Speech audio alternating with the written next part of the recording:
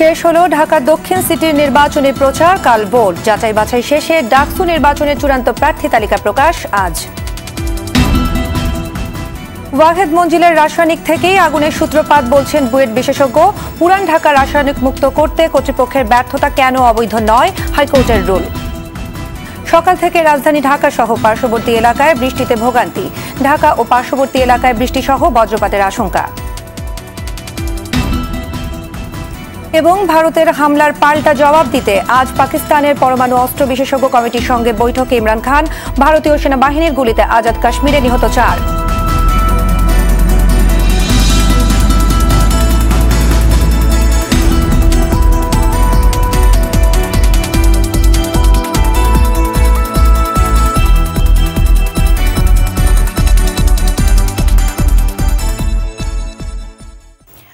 আসসালামু আলাইকুম, স্বাগত জানাচ্ছি আরটিভির সকালের সংবাদে। শুনছিলেন মার্কেন্টাইল ব্যাংক শিরোনাম। আপনাদের সঙ্গে আছি আমি সৈয়দা সাদিয়া বেনাজির।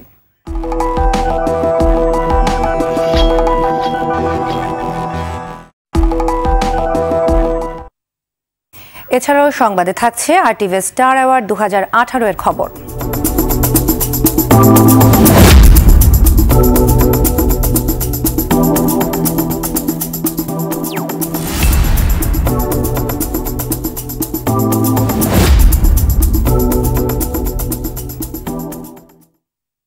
এবার বিস্তারিত। শেষ হলো ঢাকা উত্তর সিটি কর্পোরেশনের উপনির্বাচনের প্রচার। মঙ্গলবার শেষ দিনে প্রচারণায় ব্যস্ত ছিলেন প্রার্থীরা। ভোটারদের কাছে পেতে এ সময় নানা প্রতিশ্রুতি দেন তারা। শরীয়ত খানের রিপোর্ট। রাজধানীর ঢাকা উত্তর সিটি কর্পোরেশনের মেয়র পদে উপনির্বাচনে প্রচারণার শেষ দিনে ব্যাপক প্রচারণা চালিয়েছে মেয়র প্রার্থীরা। সকালে উত্তরার তুরাগ ও দিয়াবাড়ির বিভিন্ন এলাকায় প্রচারণায় অংশ নেয় আওয়ামী লীগ প্রার্থী আতিকুল ইসলাম। এ সময় বর্তমান সরকারের উন্নয়নগুলো তুলে ধরার পাশাপাশি তা অব্যাহত রাখার প্রতিশ্রুতি দেন তিনি। কাজ শুরু হয়ে গেছে পাতাল রেল নিয়ে। সেই পাতাল রেলের স্বপ্ন কিন্তু আমরা অলরেডি দেখা শুরু করেছি। ইনশাল্লাহ পদ্মা সেতু যখন ভিজিবল হয়েছে, নৌকায় ভোট দিলে পাতাল রেলেরও ভিজিবল হয় বলে আমার বিশ্বাস। এদিকে জাতীয় পার্টির মনোনীত প্রার্থী শাফিন আহমেদের প্রচারণায় ছিল কিছুটা ঢিলেমি ভাব। বেলা 12টায় শুরু করেছেন প্রচারণা, তাও সীমাবদ্ধ ছিল জাতীয় পার্টির গুলশান অফিসের আশপাশের এলাকায়। প্রচারণার প্রায় শেষ দিনে চলে এসছে। আমরা এ পর্যন্ত আমাদের প্রচারণায় কোনো বাধাগ্রস্ত হয়নি কোনো জায়গায় কোনোভাবে। নির্বাচনে জয়ের ব্যাপারে আশাবাদী ডিএনসিসি নির্বাচনের উভয় প্রার্থী। আমি শতভাগ আশাবাদী ইনশাল্লাহ আল্লাহর রহমতে যে বাংলার মানুষ যেভাবে নৌকায় ভোট দিয়েছে, সারা বাংলাদেশ জনগণ সেইভাবে ঢাকা উত্তরের জনগণও ইনশাল্লাহ নৌকায় ভোট দিবে। যদি মনে করেন এটা একটা প্রতিযোগিতামূলক একটা নির্বাচন হতে যায়, তাহলে সেখানে আমি জেতার জন্যই খেলছি। ডিএনসিসির মেয়র প্রার্থীদের পাশাপাশি শেষ দিনে ব্যাপক প্রচারণা চালিয়েছে উত্তর ও দক্ষিণের 36টি ওয়ার্ডে সাধারণ ও সংরক্ষিত কাউন্সিলর প্রার্থীরাও। শরীয়ত খান, আরটিভি, ঢাকা। ঢাকা বিশ্ববিদ্যালয়ের ডাকসু ও হল সংসদ নির্বাচনের শেষ দিনে মনোনয়নপত্র জমা দিয়েছে ছাত্রলীগ, ছাত্রদল, বামজোট সহ কোটা সংস্কার আন্দোলনের নেতারা। মনোনয়ন যাচাই বাছাই শেষে আজ চূড়ান্ত প্রার্থী তালিকা প্রকাশ করবে বিশ্ববিদ্যালয় কর্তৃপক্ষ। মঙ্গলবার দুপুরে মহসিন হলে মনোনয়নপত্র জমা দেন ছাত্রলীগের সভাপতি ও ভিপি প্রার্থী রেজওয়ানুল হক চৌধুরী শোভন ও কোটা সংস্কার আন্দোলনের নেতা নুরুল হক নূর। এর আগে সূর্য সেন হলে মনোনয়নপত্র জমা দেন ছাত্রদলের ভিপি প্রার্থী মোস্তাফিজুর রহমান।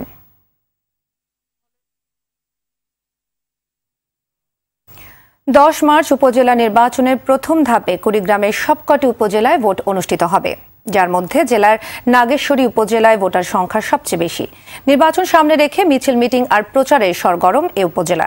প্রতিদিনই উন্নয়নের নানা প্রতিশ্রুতি নিয়ে প্রার্থীরা ছুটছেন ভোটারদের দ্বারে দ্বারে, দিচ্ছেন নানা প্রতিশ্রুতি। কুড়িগ্রাম উত্তর প্রতিনিধি আব্দুল কুদ্দুস চঞ্চলের তথ্য ছবিতে আরও জানাচ্ছেন নুসরাত জাহান সিনথি।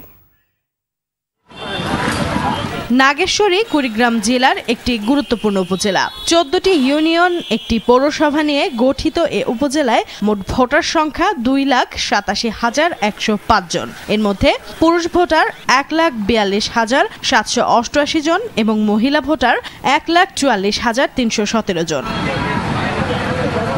নদীবেষ্টিত এ উপজেলায় বিপুল ভোটারের অবস্থান থাকায় নির্বাচন সামনে রেখে ভোটারদের দৃষ্টি আকর্ষণে দিনরাত ছোটাছুটি করছেন প্রার্থীরা। এবার এ উপজেলায় আওয়ামী লীগের পক্ষে মোস্তফা জামান, জাতীয় পার্টির মহিবুল হক খোকন এবং বিএনপির উপজেলা সভাপতি গোলাম রসুল রাজা স্বতন্ত্র প্রার্থী হিসেবে প্রতিদ্বন্দ্বিতা করছেন।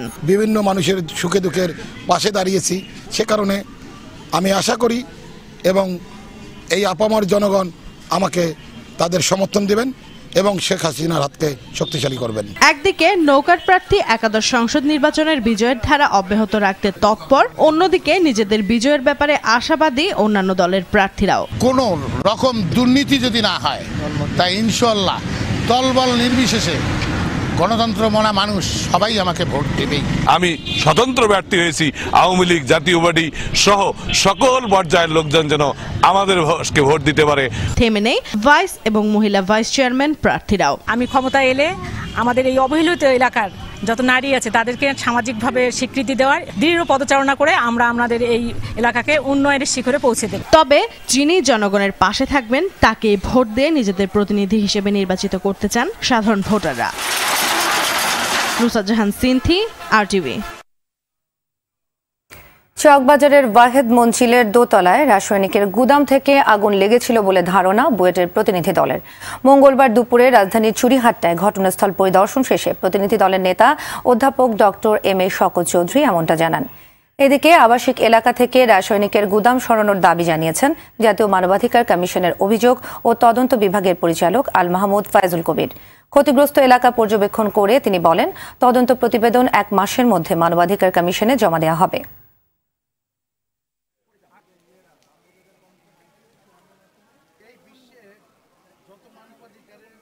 যেহেতু এখানে দুটি গুরুত্বপূর্ণ মানবাধিকার বিঘ্নিত হয়েছে, ক্ষুণ্ণ হয়েছে, সুতরাং এই কমিটির আলোকে আমরা আজকে এসেছি।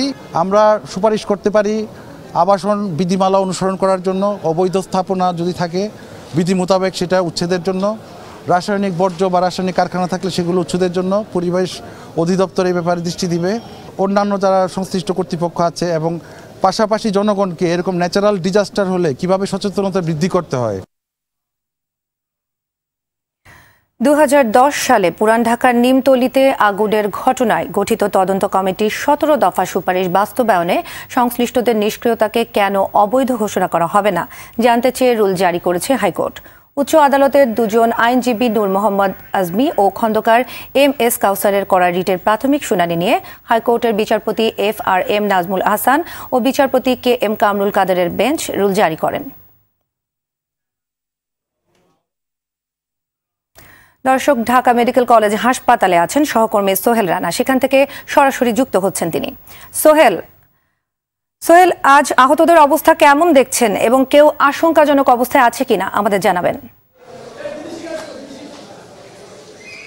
সাদিয়া, আপনি জানেন যে চকবাজারে অগ্নি দুর্ঘটনার শিকার হয়ে যারা এই ঢাকা মেডিকেলের বার্ন ইউনিটে মোট 9 জন আশঙ্কাজনকভাবে ভর্তি হয়েছিলেন। এখন পর্যন্ত আমরা গতকাল দেখেছি যে 2 জন দগ্ধ যারা আহত হয়ে এখানে ভর্তি হয়েছেন তাদের মৃত্যু হয়েছে। তো এখন পর্যন্ত বাকি যে 7 জন রয়েছে তাদের অবস্থাও আসলে আশঙ্কামুক্ত নয়। এর আগে ডক্টর সামন্তলাল সেন, বার্ন ইউনিটের প্রধান, তিনি জানিয়েছিলেন যে যারা এখানে 9 জন ভর্তি হয়েছে তারা আসলে কেউই ভালো অবস্থায় নেই, কারণ তাদের প্রতিটি রোগীরই প্রায় 60 থেকে 70 ভাগ পুড়ে গিয়েছে। এবং আপনি জানেন যে সাদিয়া, যে যারা অগ্নিদগ্ধ হয়, যাদের অবস্থা 40 বা 50 ভাগের মতো পুড়ে যায়, তাদের অবস্থায় আশঙ্কাজনক থাকে এবং তাদেরকে আসলে ওইখান থেকে আসলে সার্ভাইভ করা আসলে খুবই কঠিন।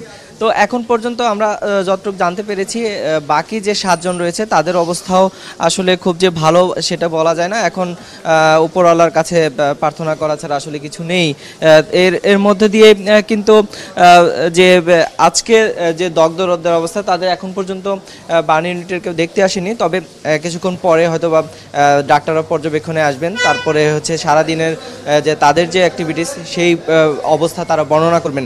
তো সাদিয়া, সবকিছু মিলে বলা যায় এখন পর্যন্ত আশঙ্কাজনকভাবেই আছেন এবং আহতের কেউই এখন পর্যন্ত শঙ্কামুক্ত নয়। তো এই ছিল আমার কাছে থাকা ঢাকা মেডিকেল কলেজের বার্ন ইউনিট থেকে সর্বশেষ অবস্থা। সোহেল, আপনাকে ধন্যবাদ। দর্শক, এতক্ষণ ঢাকা মেডিকেল কলেজ হাসপাতাল থেকে জানাচ্ছিলেন সোহেল রানা। সকাল থেকে রাজধানী ঢাকা সহ পার্শ্ববর্তী এলাকায় বৃষ্টি হচ্ছে। সকাল 9:30 পর্যন্ত 8 মিলিমিটার বৃষ্টি রেকর্ড করেছে আবহাওয়া অধিদপ্তর। বৃষ্টির কারণে রাজধানীর বিভিন্ন জায়গায় জলাবদ্ধতা দেখা দিয়েছে। এতে অফিসগামীদের বেশ ভোগান্তিতে পড়তে দেখা গেছে। এদিকে আবহাওয়া অধিদপ্তর জানিয়েছে সকাল 7টা থেকে পরবর্তী 6 ঘন্টার জন্য ঢাকা ও পার্শ্ববর্তী এলাকায় বৃষ্টি অথবা বজ্রসহ বৃষ্টি হতে পারে, সেই সাথে অস্থায়ীভাবে ঝোড়ো হাওয়ার সম্ভাবনা রয়েছে।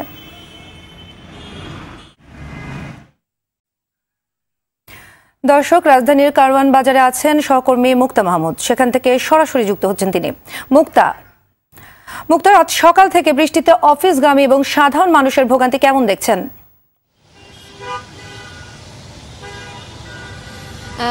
সাদিয়া, আপনাকে যেটা জানিয়ে রাখি যে বৃষ্টি কিন্তু প্রকৃতির খুব স্বাভাবিক একটা বিষয় হলেও ঢাকাবাসীর জন্য যেটা বলছিলেন যে ভোগান্তির একটা কারণ হয়ে দাঁড়ায়।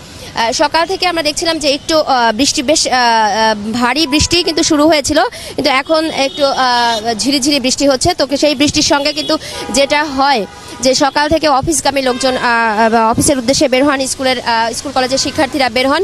তো গণপরিবহন এবং যারা রিক্সা চলাফেরা তাদের জন্য কিন্তু চরম ভোগান্তির একটা কারণ হয়ে দাঁড়িয়েছে। আর বিশেষ করে এই যানজট কিন্তু আরও ভোগান্তি বাড়িয়ে দেয়। আপনি নিশ্চয়ই দেখতে পাচ্ছেন যে গণপরিবহনের জন্য কিন্তু অনেক মানুষ এখন পর্যন্ত দাঁড়িয়ে আছে, তাদের গণপরিবহন পাচ্ছেন না। এবং যেখানে যানজট তৈরি হয় 10 মিনিট 20 মিনিট, এবং এখন তো আপনি জানেন যে মেট্রো রেলের কাজের জন্য বড় বড় প্রকল্পগুলো বাস্তবায়নের জন্য যানজটের যে অবস্থা ঢাকায়, তো সেটা কিন্তু আজকে যেটা বলে অনেকে এভাবে বলছে, অনেকের সঙ্গে কথা হয়েছে, তারা বলছে পাহাড় সমান আজকে ভোগান্তি হবে। তো সেই ভোগান্তি নিয়েই কিন্তু দিনের শুরুটা হয়েছে। তো এখন পর্যন্ত যেটা আপনি বলছিলেন যে স্কুল কলেজের অনেকে কিন্তু এখন পর্যন্ত গণপরিবহন বলেন এবং রিক্সা বলেন, সেগুলো পাওয়া কিন্তু একটা সংকট তৈরি হয়। একই সঙ্গে রাস্তায় কিন্তু বেশ পানির জটলাও কোথাও কোথাও তৈরি হয়েছে। তো সব মিলিয়ে এই দিয়ে শুরু হয়েছে আজকের দিন। তো বৃষ্টি হয়তো কমার সাথে সাথে মানুষের ভোগান্তিটাও কমবে, আর যানজটের যে বিষয়টা বললাম সেটাও হয়তো ধীরে ধীরে সহনীয় পর্যায়ে আসবে। তো এরকম প্রত্যাশা করা ছাড়া আসলে কিছু করার নাই। তো দিনটা শুরু হয়েছে আসলে বেশ ভোগান্তি দিয়ে। তো সাদিয়া, মুক্তা, আপনাকে ধন্যবাদ। দর্শক, এতক্ষণ কারওয়ান বাজার থেকে জানাচ্ছিলেন সহকর্মী মুক্তা মাহমুদ। 8ম RTV স্টার অ্যাওয়ার্ড 2018 আয়োজনের খবর। কিংবদন্তি সঙ্গীত শিল্পী সাবিনা ইয়াসমিনকে দেওয়া হলো আজীবন সম্মাননা। শিল্প জগতের বিভিন্ন ক্ষেত্রে অবদানের স্বীকৃতি স্বরূপ 25 গুণীর হাতে তুলে দেওয়া হলো পদক। মাঝে মাঝে গান আর নাচের তালে উতলা হলো উপস্থিত সবার মন। এর মধ্যে দিয়েই শেষ হলো 8ম RTV স্টার অ্যাওয়ার্ড 2018। রাজধানীর বঙ্গবন্ধু আন্তর্জাতিক সম্মেলন কেন্দ্রে মঙ্গলবার সন্ধ্যা থেকে শুরু হয়ে রাত 10টা পর্যন্ত চলে জমকালো এই অনুষ্ঠান। আরও জানাচ্ছেন খান আলামিন।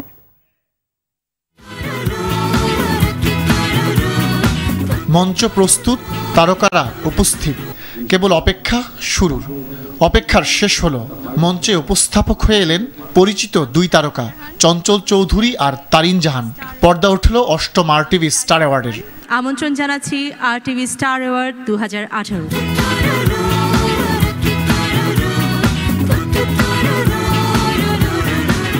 সম্ভাষণ দিয়েই শুরু।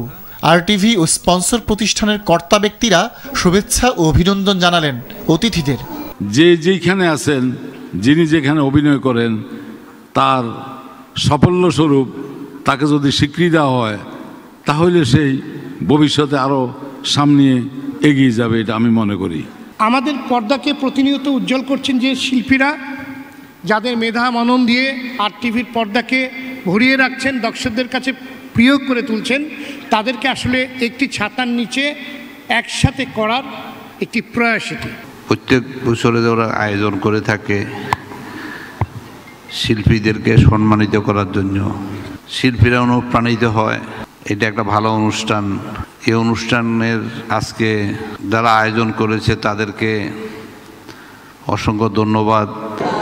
তথ্যমন্ত্রী ডক্টর হাসান মাহমুদ অনুষ্ঠান উদ্বোধন করে শুভকামনা জানান RTVকে। যারা ভালো পারফর্ম করছে তাদেরকে উৎসাহিত করার জন্য এই অ্যাওয়ার্ড প্রবর্তন করেছে। সব টেলিভিশন চ্যানেল এই ধরনের অ্যাওয়ার্ড প্রদান করে না, এজন্য RTV নিঃসন্দেহে ধন্যবাদ পাওয়ার যোগ্য।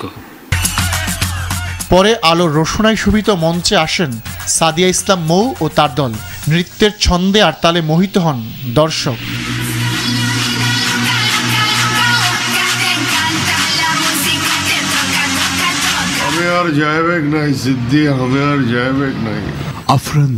অনুষ্ঠানে পদক দেওয়া শুরু ভাষা ও মুক্তিযুদ্ধভিত্তিক নাটকের মধ্য দিয়ে শ্রেষ্ঠ অভিনেতা, অভিনেত্রী, রচয়িতা ও পরিচালকের নাম ঘোষণা হলো একে একে। অতিথিদের কাছ থেকে পদক গ্রহণ করলেন বিজয়ীরা, যার 3টি পদকই গেছে ধাঙ্গর নাটকের ঝুলিতে। অভিনন্দন আপনার নিশো। স্টার অ্যাওয়ার্ডের মাহেন্দ্রক্ষণ বলা হয় আজীবন সম্মাননা প্রদানের মুহূর্তকে। এর মাধ্যমে প্রতি বছরই মিডিয়া জগতের কোনো এক কিংবদন্তিকে আজীবন সম্মাননা জানায় RTV। এবার সে সম্মান পেলেন সঙ্গীত শিল্পী সাবিনা ইয়াসমিন। এত আনন্দ লাগছে যে RTVকে যে কিভাবে ধন্যবাদ জানাবো বুঝতে পারছি না। প্রতিটা মানুষেরই স্বপ্ন থাকে। আগামী 8 মার্চ মুক্তি পাচ্ছে বেঙ্গল মাল্টিমিডিয়া প্রযোজিত পূর্ণদৈর্ঘ্য চলচ্চিত্র যদি একদিন। এক ঝলক পরিবেশনায় দেয়া হলো তারও আগাম বার্তা। আমরা এই সিনেমাতে বাংলাদেশের মানুষকে পরিবারের কিছু খুবই মূল্যবান অনুভূতি দেওয়ার চেষ্টা করেছি। পদক প্রদান আর নাচ গানের মধ্য দিয়ে চলতে থাকে RTVর জমকালো আয়োজন। 1 ঘন্টার নাটক ও টেলিফিল্ম, ধারাবাহিক নাটক, অপরাধ অনুসন্ধান বিষয়ক নাটক, সঙ্গীত ও ব্যান্ডদল বিভাগে মোট 25টি পদক দেওয়া হয় 25 গুণীর হাতে। কণ্ঠশিল্পী আসিফ, আখি আলমগীর, চিত্রনায়িকা নুসরাত ফারিয়া সহ তারকাদের তারাঝলমলে পরিবেশনা মুগ্ধ ও মোহিত করে দর্শকদের।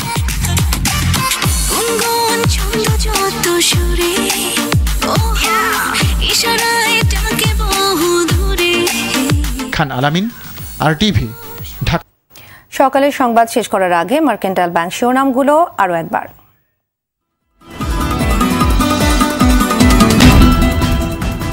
শেষ হলো ঢাকা দক্ষিণ সিটি নির্বাচনী প্রচার। কাল ভোট যাচাই বাছাই শেষে ডাকসু নির্বাচনের চূড়ান্ত প্রার্থী তালিকা প্রকাশ আজ। ওয়াহেদ মঞ্জিলের রাসায়নিক থেকেই আগুনের সূত্রপাত বলছেন বুয়েট বিশেষজ্ঞ। পুরান ঢাকা রাসায়নিক মুক্ত করতে কর্তৃপক্ষের ব্যর্থতা কেন অবৈধ নয়, হাইকোর্টের রুল। সকাল থেকে রাজধানী ঢাকা সহ পার্শ্ববর্তী এলাকায় বৃষ্টিতে ভোগান্তি।